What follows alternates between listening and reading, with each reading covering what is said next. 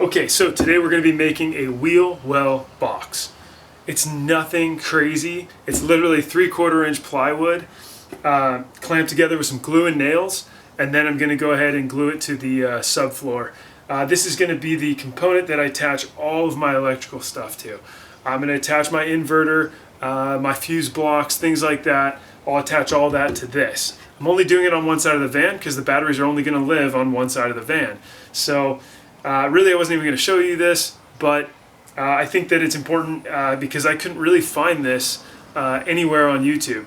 So stick with me and let's get this thing done.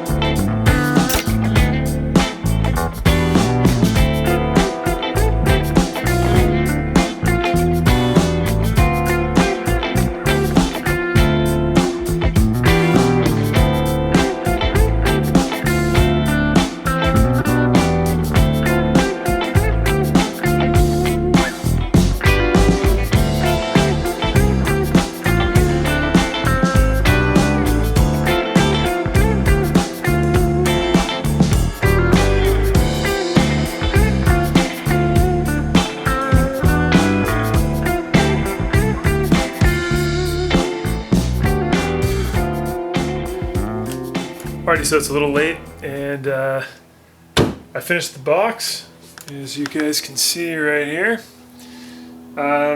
It's not really impressive. It's just 3/4 inch ply and a little bit of glue and nails. So I'm going to show you guys where it's going to go in the van so that you'll have an idea of why I'm making this thing. Okay, so here's where it's going to go in the van, guys. I built it to the dimensions to cover the wheel well. What I didn't want was it squeaking against the metal here. I am going to put rubber underneath where the wheel well touches so that I don't get a whole bunch of creaks and stuff like that. It's going to live here, and then I'll have the bench that comes out to about here, and then we will connect the batteries, which will be on this side, and then I'll have the electrical components fitting onto this. It's a bit of a waste of space for storage on this side, but I'm willing to give up storage space for the ability to attach components instead of just having them free-flowing or attaching them to the floor. So, hope you guys enjoyed this. I hope that this was helpful.